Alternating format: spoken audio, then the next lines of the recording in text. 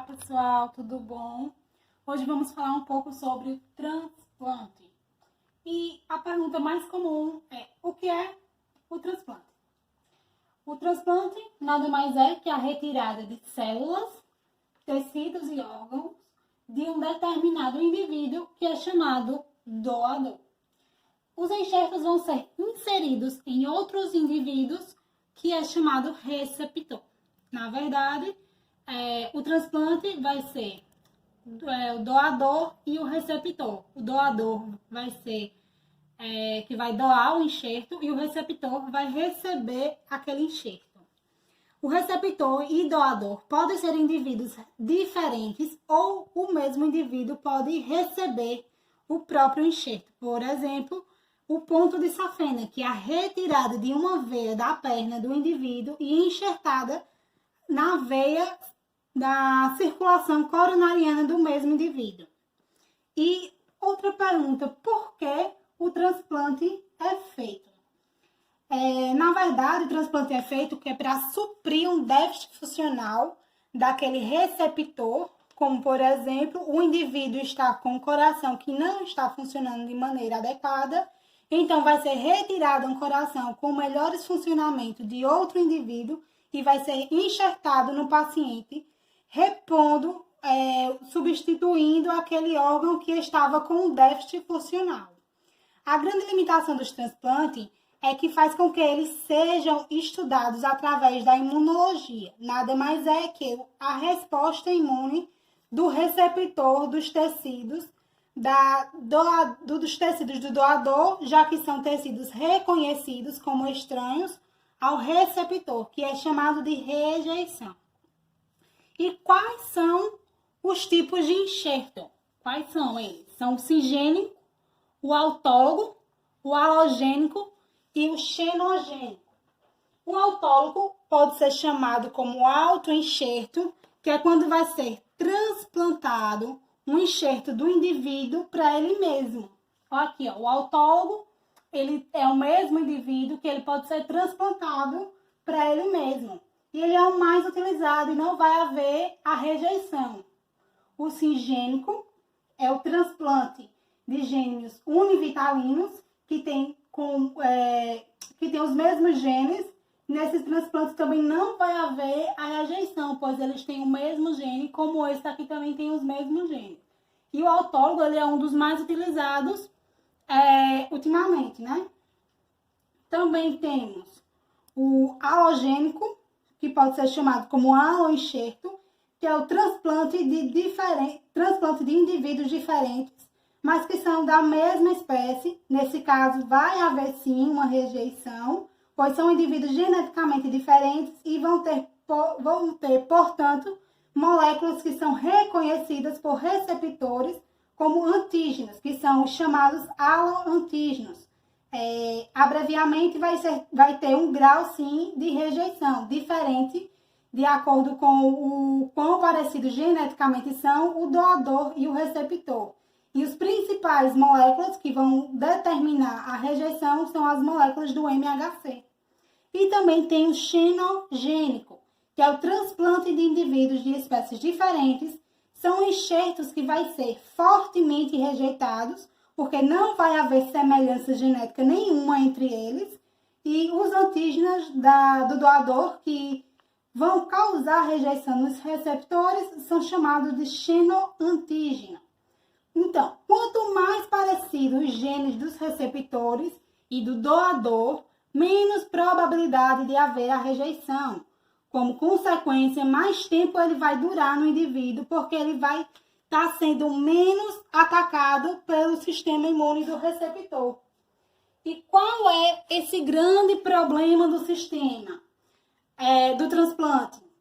O grande problema dos transplantes vai ser a rejeição do sistema imune do receptor aos antígenos do doador, que são reconhecidos como estranhos.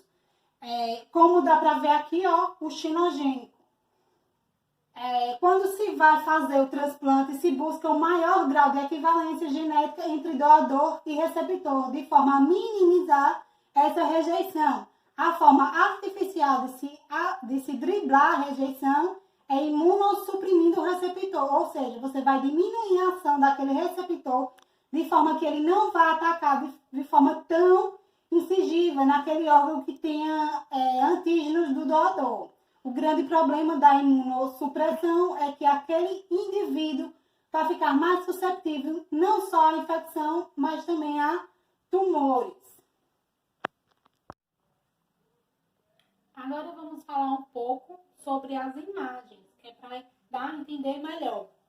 Vamos ver essa primeira imagem aqui, que vai falar um pouco sobre o aspecto dos enxertos de pele no camundongo. Essa primeira imagem aqui é de uma pele do camundongo que está havendo uma rejeição do tecido transplantado. Aqui está havendo a rejeição, está amarelado, provavelmente está tendo uma infecção. Nessa segunda imagem, vai haver uma rejeição completa, ou seja, vai haver uma escória, que é o local onde foi feito o enxerto de pele, vai cair totalmente e vai ser rejeitado, havendo uma inflamação no local que pode ir de leve a severa, dependendo do grau de rejeição. Aqui está totalmente necrosada, né? E nessa terceira imagem vai ter a cicatrização da pele. A pele aqui já está limpa, já está cicatrizada. Vamos para essa segunda imagem aqui.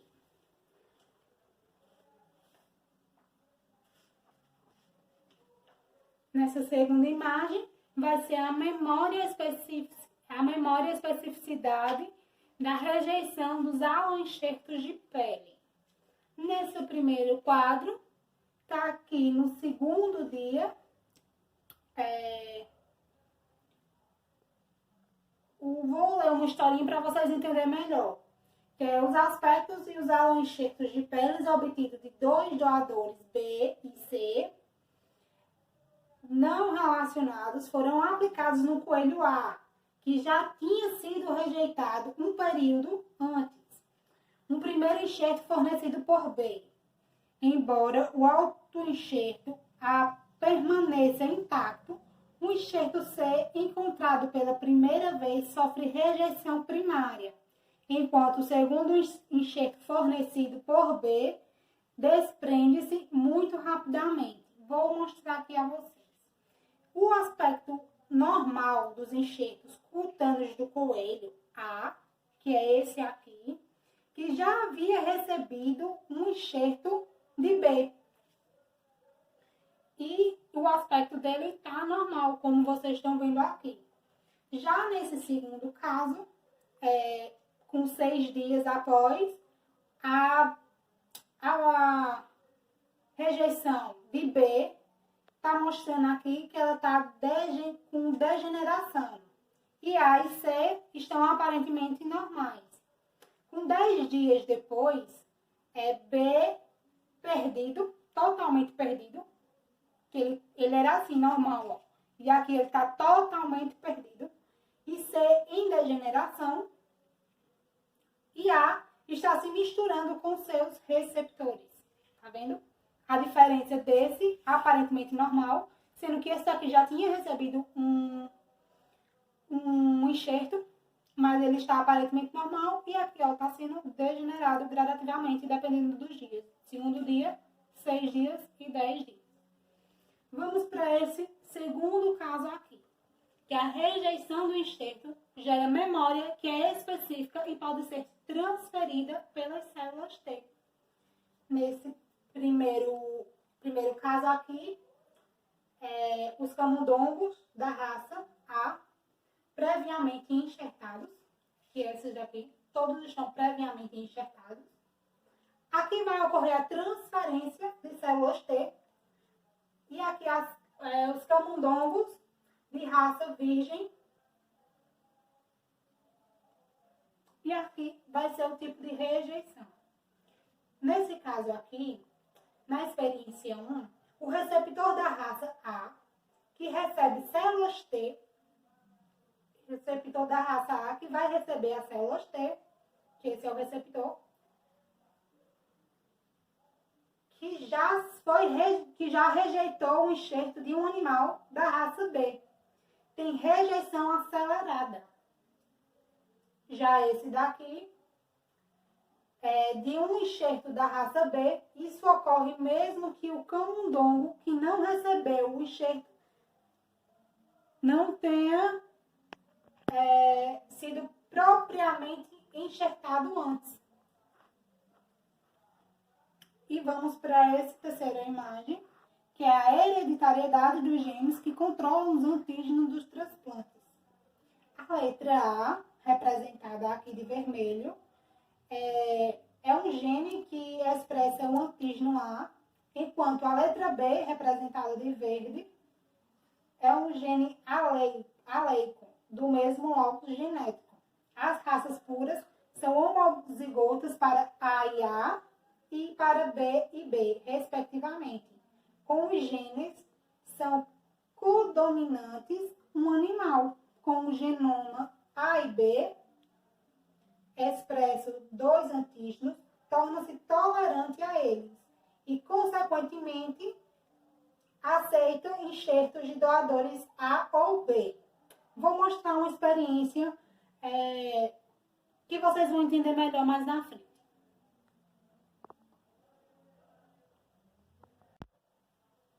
Nesse meu quadrinho ilustrativo, vou mostrar a vocês como é feito o transplante de pele dos meus ratinhos. Nessa primeira linhagem, eu tenho um ratinho de MHC do tipo A. Ele vai doar um enxerto de pele para o outro ratinho que também é da mesma linhagem do tipo A. Ou seja, ele também tem um MHC do tipo A. Nesse caso, ele não vai sofrer a rejeição, porque, inclusive, a gente nem estamos falando de enxerto halogênico, né? Estamos falando do enxerto singênico, porque estamos falando de indivíduos que são geneticamente idênticos. Então, como o ratinho receptor possui o MHC do tipo A, ele recebe o mesmo MHC do tipo A do seu doador. Ele não vai ter rejeição, que ele já conhece o tipo de MHC. Agora vamos ver o que acontece com o segundo ratinho da segunda linhagem. O segundo ratinho doador, que agora possui um MHC do tipo B, ele vai doar um enxerto de pele para o outro ratinho, que é o mesmo ratinho do receptor, do outro experimento da linhagem A. Então, no caso, ele é do MHC do tipo A. Agora sim, esse segundo ratinho receptor, ele não tem um MHC do tipo B que esse doador tem. Ele não conhece esse MHC do tipo B. E, portanto, quando ele receber o enxerto de pele do doador da linhagem B, com o MHC do tipo B, ele vai sim ter rejeição. Esse enxerto inteiramente ele vai ser rejeitado. Por quê? Esse segundo ratinho aqui, ele tem um MHC do tipo A. E ele vai receber o enxerto do tipo B. Então, ele não vai ter essa memória aqui. E ele vai sim haver a rejeição completamente do seu enxerto. Para ficar ainda mais claro, vamos ver esse terceiro experimento. Nesse terceiro ratinho de linhagem B, vai ter o doador de um enxerto de pele para um ratinho receptor de linhagem A e B. Esse daqui está totalmente diferente, né? E aí, ele vai receber um enxerto de MHC-B, esse ratinho vai doar um enxerto de MHC do tipo B, sendo que esse ratinho daqui, o MHC dele é A e B. Embora ele seja geneticamente diferente do doador,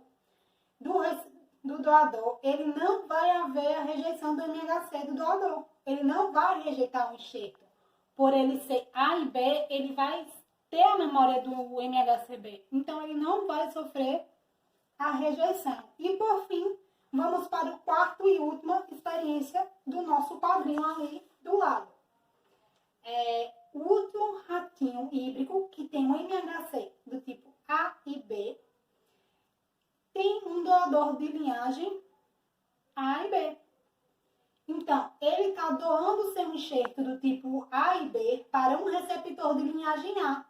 Esse ratinho receptor, ele não vai ter rejeição ao enxerto do tipo MHCA do doador, mas ele vai sim rejeitar o MHC do tipo B do doador. Daí, vai haver sim uma rejeição, sendo que essa rejeição vai ser menos intensa e mais demorada até do que a segunda rejeição. Porque na segunda experiência vai haver uma rejeição total, nessa segunda experiência vai haver uma rejeição total do MHC do doador e nessa vai haver uma rejeição parcial. Enxertos. Vamos falar um pouco sobre reações enxertos versus hospedeiro, reconhecimento do MHC halogênicos pelas células T receptor e o mecanismo da rejeição enxertos. No reações enxertos versus hospedeiro é quando as células T competentes são introduzidas em um hospedeiro incapaz de reagir. As células que foram enxertadas ficam livres para reagir contra os antígenos da célula do hospedeiro. Aqui temos uma imagem ilustrativa, o linfócito T e o ratinho A e B e o ratinho BB, que eles vão receber. O ratinho A e B, ele recebeu a célula de um genitor, que são toleradas, mas reage contra o antígeno A das células do hospedeiro. Já no ratinho BB, ele foi exposto à radiação e recuperado imunologicamente. Como as células T não conseguem reagir contra o enxerto, dessa forma temos um exemplo de reações enxertos versus hospedeiro. No reconhecimento do MHC halogênico pelas células T receptora, é quando o MHC tem sua capacidade de provocar a rejeição mais potente dos enxertos entre os membros da mesma espécie. A intensidade da rejeição MHC é uma consequência de frequência muito alta de células T aloreativa. Uma pequena população de células T normais, seja específica para determinados peptídeos, quer dizer que são 10% dos linfócitos T que reagem aos aloantígenos. Aí existem 3 vias, que são elas: a via direta, a via semi-indireta e a via indireta. Na via direta, existe grande quantidade de células T aloreativas, reconhecendo o alo-MHC da superfície do doador. Aqui temos uma imagem ilustrativa do alo-MHC fazendo a comunicação com o linfócito T, do tipo chave e fechadura. Aqui, que é a célula do doador, e aqui é o MHC e aqui é o linfócito T. Já na via semi-indireta, as moléculas do MHC estão intactas e são adquiridas das células do doador pelas células dendríticas do receptor. Aqui temos a imagem. A célula do doador, que é o alo-MHC, ele vai para o PC do receptor, que se tem a junção com o linfócito T, tipo chave e fechadura, ele se encontra aqui.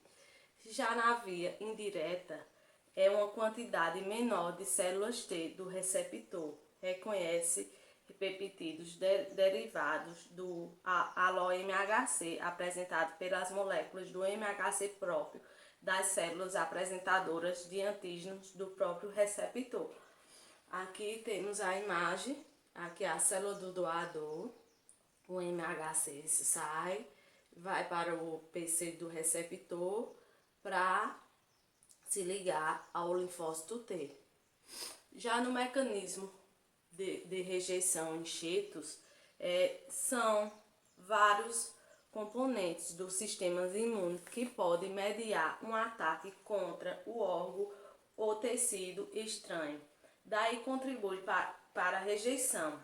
Nisso, existem 3 etapas, que são a hiperaguda, a aguda e a crônica.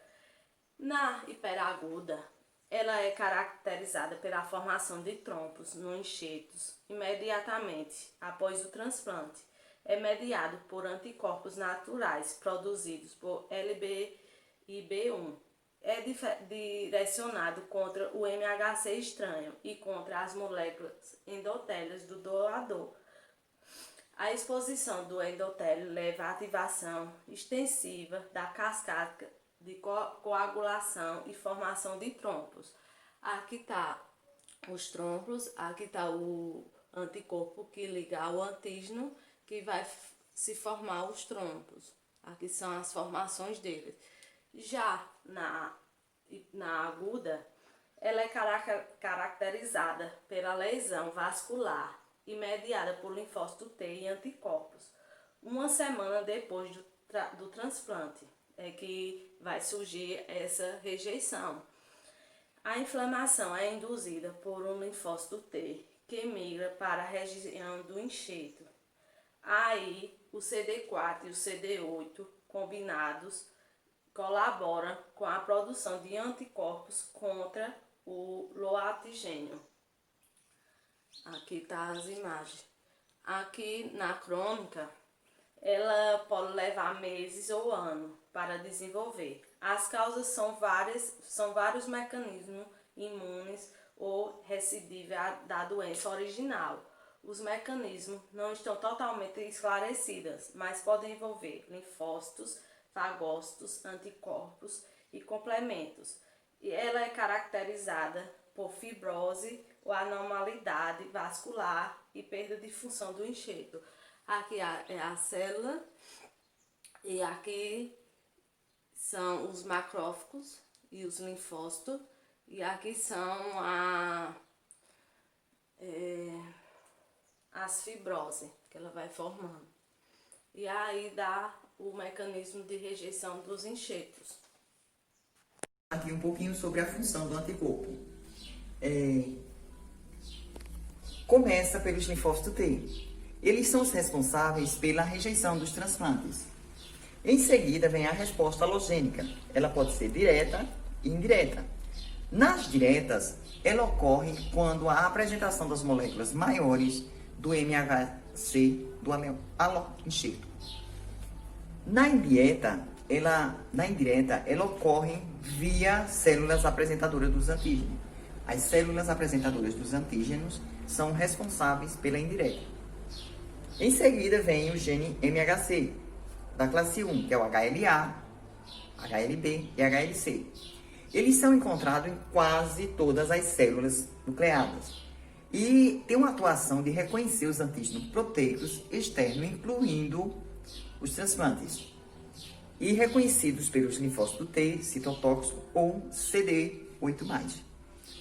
Na classe 2, que é composto pelo HLA-DR, HLA-DP e HLA-DT, eles são encontrados nas superfícies das células apresentadoras dos antígenos, como os linfócitos, macrófagos e células dendríticas. Em contato com o antígeno non-self, eles ativam os linfócitos TH ou CD4, que sofrem expansão clonal através de citocinas reguladoras. Agora vamos falar um pouquinho da rejeição. A rejeição ela pode ser por 3 tipos: a hiperaguda, a aguda e a crônica. Na hiperaguda, o que é que acontece? A reação de anticorpos IgG contra a classe 1 no órgão transplantado, perdendo o órgão a função como resultado de deposição de anticorpos, ativando assim o sistema complemento e havendo uma destruição vascular. Nas crônicas, a função do alógrafo, o alógrafo é deteriorado. Então, a função do alógrafo vai se danificando devagar, apresentando evidências de hipertrofia e de fibrose. Pode ocorrer em qualquer tipo de transplante. Existe também na facilitação. Na facilitação é um processo onde os anticorpos podem proteger o enxerto da destruição. Profilaxia da rejeição dos enxertos são as medidas preventivas. Na profilaxia, eles estão tentando diminuir a rejeição por compatibilidade de enxerto do hospedeiro.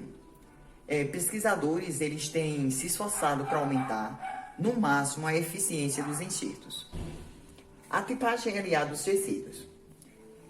Ela pode ser por reação de polimerase, a cadeia polimerase, utilizando pares iniciadores discriminativos, que são os primer. As células codificadas da classe 2 provocam resposta das células CD4 e da classe 1, que são alvo das células T, CD8 aloreativa. No poliformismo do sistema HLA. O que é poliformismo? É a capacidade de poder ser referenciado de várias formas, permitindo programar no geral ou não no específico. Utilidade da compatibilidade dos tecidos. Os avanços da tecnologia nas cirurgias e a utilização de fármacos, como a ciclosporina, tem melhorado os efeitos cirúrgicos da incompatibilidade e da especificidade do HLA na sobrevida dos enxertos sólidos. Portanto, a maioria dos transplantados procuram assegurar o sucesso. O tipo tecidual, a tipagem tecidual, ela pode ser utilizado métodos sorológicos. Também usa painéis específicos de anticorpos para cada alelo, HLA diferente, permitindo assim detectar variantes do HLA nas superfícies celulares dos leucócitos. Essas técnicas, aos poucos, elas estão sendo substituídas por técnicas de genéticas moleculares, que são mais eficientes. Agora vamos para o mecanismo de destruição das células-alvos. Aqui está a célula-alvo, o desenho, né? Então, ele vai, em seguida para cá, a célula T vai ser sensibilizada. O TH1, ele libera citocina, destruindo a célula T e a lesão dos tecidos. Em seguida, a natural killer, potencializada pelo interferon, ela destrói diretamente. Aqui se dá o ataque por citotoxicidade da célula dependente do anticorpo. Nessa aqui, existe a fagocitose pelo C3b acoplado, a fagocitose da célula alvo recoberta por anticorpos.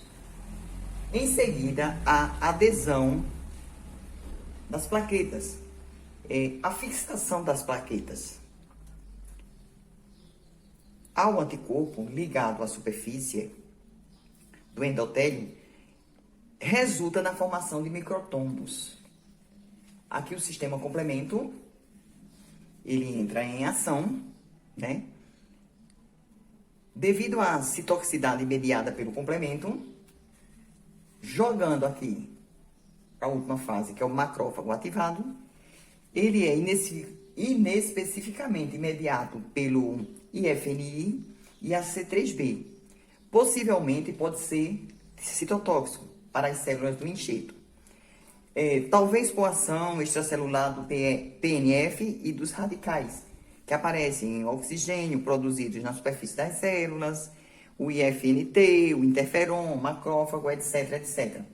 Então, depois de todo esse acontecido, célula sensibilizada, natural killer, a citotoxicidade, a fagocitose, a adesão das plaquetas, o sistema complemento joga para o macrófago ativado e daqui é onde vai haver a decisão da aceitação ou, rejeição. Aceitação ou rejeição do órgão transplantado. Especificidades polimórficas do HLA e seu padrão hereditário. Esse sistema HLA, ele tem como uma de suas principais características o alto grau de polimorfismo genético e sabe-se que as moléculas HLA, elas vão representar os principais haloantígenos, que esses haloantígenos eles vão estar relacionados à rejeição de enxertos de órgãos sólidos. Vai compreender uma região de genes altamente polimórficas que vão estar localizadas no braço curto do cromossomo 6 e pode conter diferentes genes para uma determinada glicoproteína, algo que vamos chamar de polimorfismo e que facilitam a variação na expressão destas glicoproteínas. Nesta primeira imagem que eu estou mostrando, esses genes HLA-DP2, HLA-DP6, o HLA-DP2 ele é o gene materno e o HLA-DP6 ele é o gene paterno. Ou seja, o gene materno, juntamente com o gene paterno, eles foram os alelos herdados das cadeias alfa e beta e assim sucessivamente. Como existem vários alelos possíveis em cada locus desse, a probabilidade de que um par aleatório de indivíduos da população geral seja idêntica é muito pequena. Na verdade, os genes da classe 1 e 2, eles são os mais polimórficos do genoma. Já nesta segunda figura, que fala sobre os imunossupressores utilizados para controlar a rejeição dos enxertos, esse fármaco que eu falo aí, que eu cito aí, que eu destaquei, ele é um fármaco altamente potente. Ele vai interferir na função dos linfócitos, que vai se ligar a uma proteína de choque térmico. O micofenolato mofetila, ele é um imunossupressor, ele é potente, e quando ele é metabolizado junto ao análogo purínico, ele vai inibir a proliferação e também vai suprimir a expressão, que no caso é esse outro destaque aqui, que é inibindo a proliferação e suprimindo sua expressão, CD25. Na figura 3, aqui é esse sistema HLA, ele compreende 4 milhões de pares de base, eles vão se agrupar em regiões que a gente vai chamar de classes, compreendendo 239 locigênicos. Aí está destacada a classe 1, classe 2 e classe 3. A classe 1 e 2, elas vão codificar os antígenos. E esses antígenos, eles vão apresentar funções de peptídeos que vão derivar de organismos patogênicos das células T. Enquanto a classe 3, elas vão codificar as proteínas que vai possuir uma ação no sistema complemento. Os genes da classe 1 são 10 e sua nomenclatura é HLA-A, HLA-B, HLA-C. Esses 3 primeiros genes, eles vão ser utilizados para identificar a histocompatibilidade em transplante. Os genes E e F, eles vão codificar as moléculas presentes em tecidos fetais e em alguns tecidos de fase adulta. E esses vão estar relacionados na ativação das células NK. Os genes G, eles vão codificar as moléculas que vão estar relacionadas também às células NK, que são as células natural killer. Eles vão estar relacionados também na ativação dessas células. Na classe 2, são reconhecidos esses genes HLA, DRA, DRB19, DQA12, DQB13, DOAB, DOA, DMA, DMB, DPA1, 2, DP1 e 2, TAP1 e 2, LMP27 e MICA-E. E esses produtos dos genes HLA, DR, DK e DP, eles são as moléculas clássicas de histocompatibilidade da classe 2. Os genes DOA e DOB, eles vão codificar as cadeias alfa e beta das moléculas de HLA e irão produzir moléculas semelhantes àquelas codificadas por esses genes. Além desses genes também vão ser encontrados os genes responsáveis pela codificação de moléculas, que essas moléculas elas vão estar relacionadas ao processamento, transporte e associação desses peptídeos das moléculas do HLA. Os genes LMP2 e 7, eles vão codificar os proteossomas. Os genes TAP1 e 2, eles vão transportar os peptídeos degradados no citosol para o retículo endoplasmático, que vai facilitar essa associação com a molécula do gene de classe 1. Os genes HLA, DMA, DMB, eles vão auxiliar no processo de inserção do peptídeo às moléculas de histocompatibilidade de classe 2. Os genes MIC vão codificar as moléculas relacionadas da classe 1, que vão estar distribuídas em categorias. Exemplo, MICA, MICB, MICC, entre outros. E nesta classe 2, ainda vai estar relacionado, incluído também os macrófagos, monócitos, linfócitos B e etc. Tanto na classe 1 como 2, eles vão estar presentes e ligados diretamente à rejeição dos enxertos. E por fim, a classe 3, que vai compreender pelo menos 59 genes e nem todos são conhecidos como pseudogenes ou funcionais. Dentre estes, se destacam as do sistema complemento, que são elas C4A, C4B, fator B e C2. Que esses genes, fator B, C2, C4B, C4A, eles vão codificar a enzima.